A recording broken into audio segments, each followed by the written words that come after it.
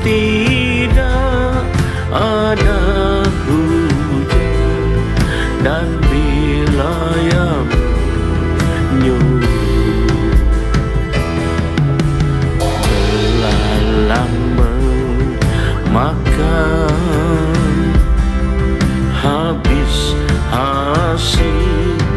hasil bumi, dan bila ia melepaskan sampar di antara umatnya,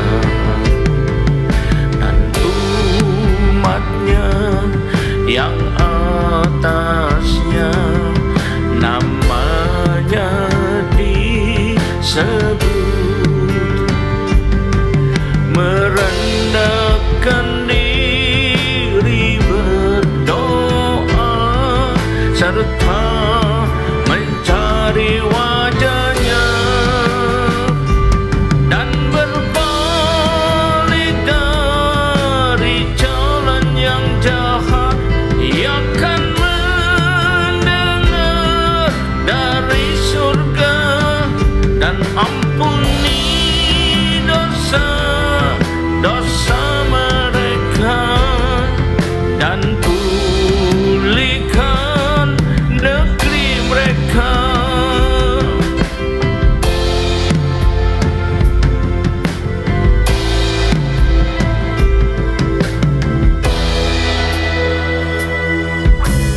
Tuhan telah berfirman,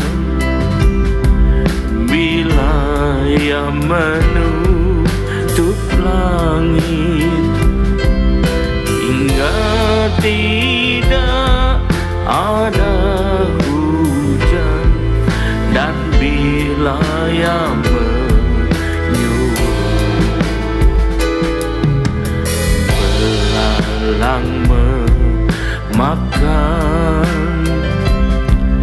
habis hasil bumi, dan bila ia melepaskan sampar di antara umatnya, dan umatnya yang atasnya namanya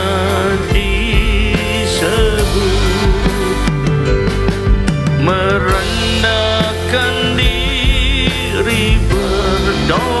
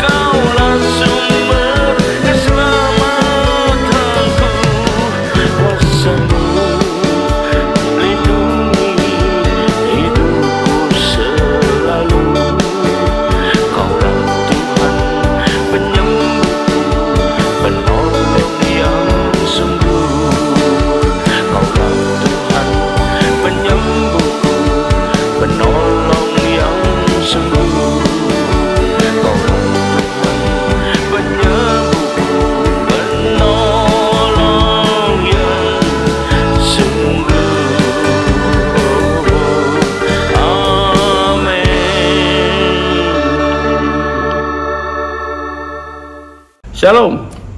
Saya berjumpa kembali saudara kasih Tuhan. Mari kita persiapkan diri kita untuk menyambut firman Tuhan. Mari kita berdoa dulu.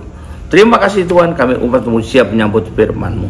Urapilah kami semua dan urapi hamba-Mu ini yang akan menyampaikan firman-Mu, agar firman-Mu tidak kembali dengan sia-sia, dan boleh tumbuh dalam hidup kami dan menghasilkan buah yang baik dan berlipat ganda, yaitu sampai 30 kali, 60 kali, bahkan 100 kali ganda.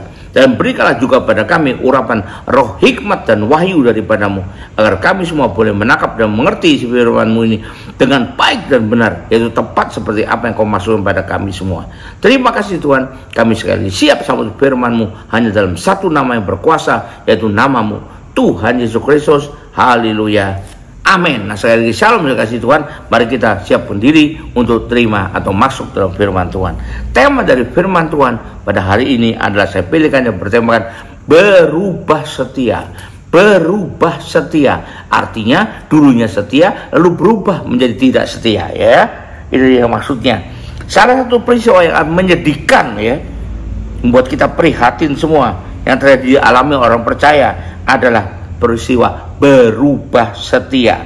Artinya saya ulang, sebelumnya ia tergolong orang setia, tapi lalu kemudian karena satu dan lain hal berubah menjadi tidak setia lagi, ya. Ini adalah gambarannya.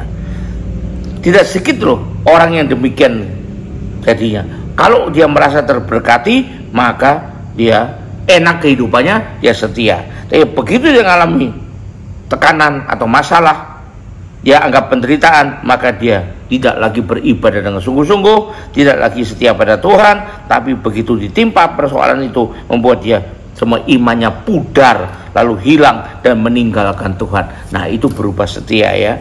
Lalu kita perlu belajar dong kalau gitu. Apa saja bisa membuat orang itu berubah setia seperti itu? Begitu gampangnya meninggalkan Tuhan, ya. Kayak meninggalkan toko aja rasanya. Nah, penjelasannya mari kita lihat. Yang pertama, kenapa orang bisa berubah setia? Karena iri hati melihat kondisi orang-orang dunia ini. Banyak orang Kristen yang iri hati melihat orang dunia. Wah, enak orang dunia ya, boleh begini, boleh begitu, saya tidak boleh. Nah, itulah. Jadi iri, karena iri dia, kalau gitu buat apa ikut Tuhan? Jadi saya banyak dibatasinya katanya, ya. Lihat kita 1 Korintus 10 ayat 6. Semua yang telah terjadi sebagai contoh bagi kita, untuk memberikan kita, baik jangan kita menginginkan hal yang jahat seperti yang telah mereka perbuat. Jangan ingin seperti mereka, apalagi kalau berubah menjadi tidak setia, ya.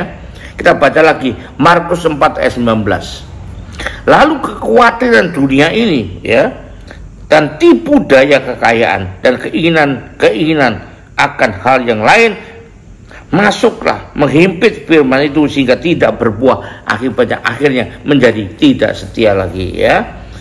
Ada banyak ayat sebetulnya, kita baca satu lagi aja, ya. Kita baca Galatia 5 ayat 24. Janganlah kita sampai iri dengan orang dunia. Kita baca di Galatia 5 ayat 24. Barang siapa menjadi milik Kristus Yesus, ia telah menyalibkan daging dengan segala hawa nafsu dan keinginan duniawi. Jadi kalau masih iri di sana melihat orang dunia, maka kita termasuk bukan milik Kristus, belum menjadi milik Kristus. Ya, memang secara duniawi hidup orang dunia kelihatannya lebih bahagia daripada kita. Sebenarnya lebih enak, lebih menyenangkan, kelihatannya bebas dengan hidup dibanding dengan hidup menurut perintah Tuhan. Karena hidup perintah Tuhan banyak batasannya, ya.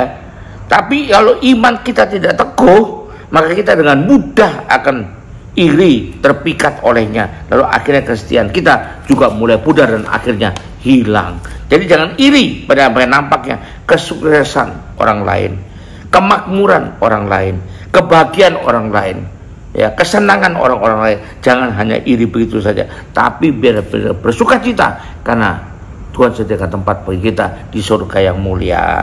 Karena itu semua yang orang dunia punya itu tidak bersifat kekal, hanya sementara. Tapi apa yang Tuhan berikan pada kita, kalau kita setia, ada sesuatu yang kekal selama-lamanya. Karena Tuhan berikan pada kita ada yang terbaik buat kita. Bukan cuma di dunia ini, tapi di dunia yang akan datang juga akan tetap ada diberikan pada kita. Yang pertama, dan jangan iri pada apa yang kita lihat pada orang dunia. Yang kedua, kenapa bisa tidak setia? Karena tidak melekat sama Tuhan. Kita perlu melekat, bukan cuma percaya Tuhan, tapi melekat melekat pada Tuhan, karena banyak cobaan-cobaan, godaan, pancingan-pancingan dari si jahat untuk kita bisa lepas dari Tuhan. Dan kalau kita melekat pada Tuhan, maka upayanya tidak berhasil, ya.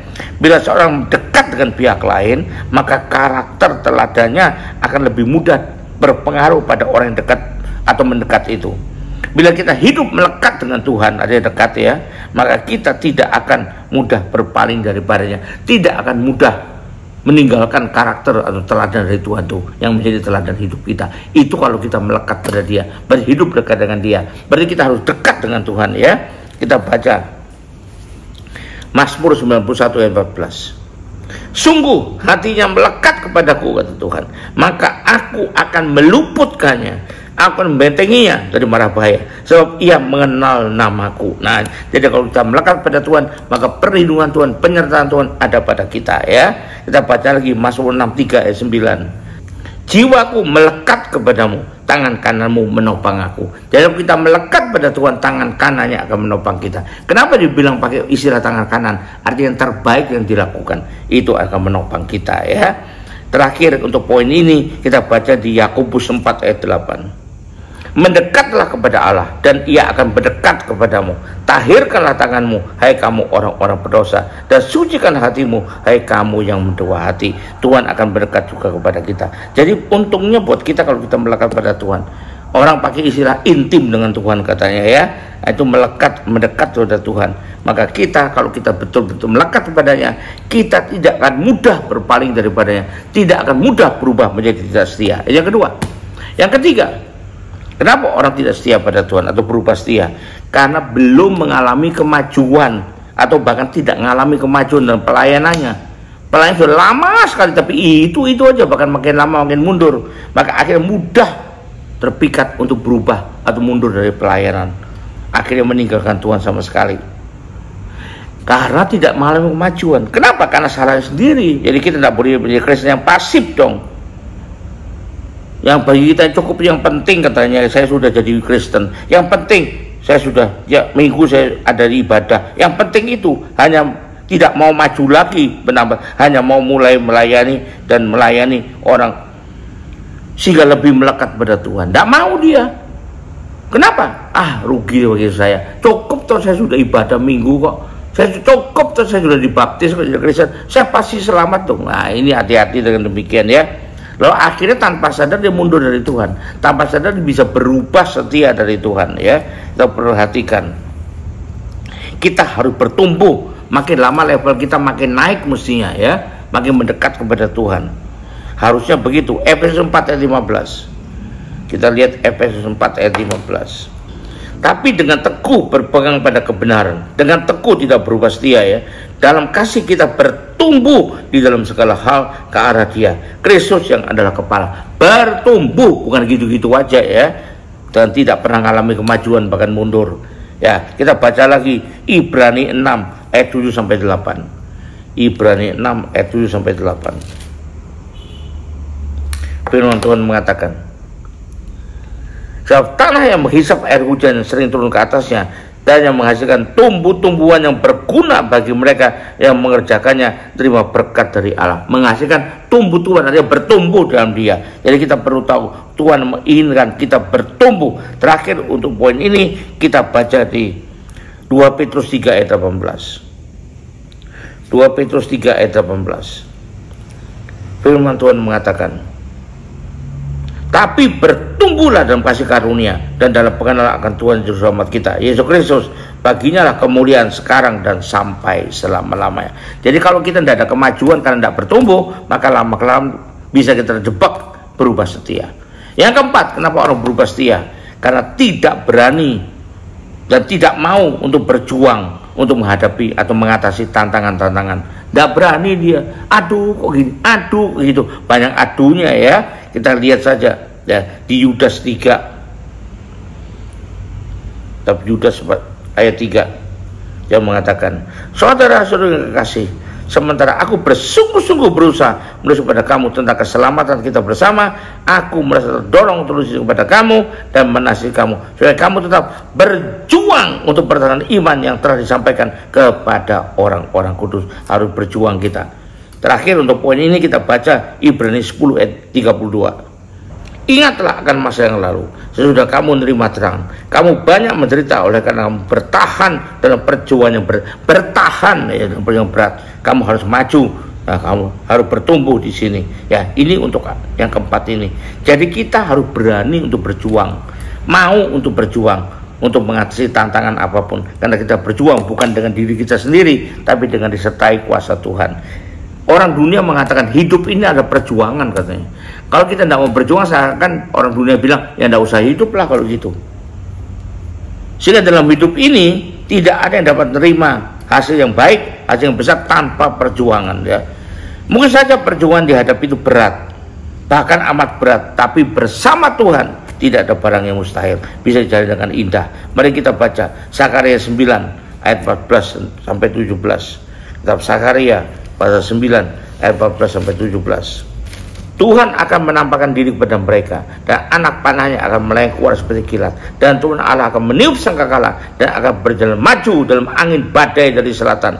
Tuhan semesta alam akan melindungi mereka, dan mereka akan menghabisi dan menginjak-injak pengumban. Mereka akan minum darah seperti minum anggur, dan menjadi penuh seperti pokor penyiraman dari penjuru-penjuru mesbah. Kenapa? Banyak rintangan, mereka tetap maju karena bersama dengan Tuhan. Jadi kita jangan berubah setia. Haleluya, peliharalah imanmu, berjaga-jagalah, jangan sampai kita berubah setia kepada Tuhan. Haleluya. Mari kita akhiri ibadah dengan tema berkat dari Tuhan. Angkat dua tanganmu, kembalilah ke aktivitas masing-masing dengan berkat terbaik di Allah Bapa di sorga, dengan damai sejahtera dan kuasa daripada Tuhan Yesus Kristus, dan juga dengan persekutuan, pertolongan, penghiburan, kekuatan, dan rumah pengurapan yang penuh dari Roh Kudus, buat kita tidak akan berubah setia. Dan itu menyertai kita mulai saat ini sampai sepanjang tahun ini, sampai Maranatha, bahkan sampai selama-lamanya. Yang percaya dan terima berkat Tuhan, saya katakan amin. Terus berkati. Haleluya. Sampai jumpa.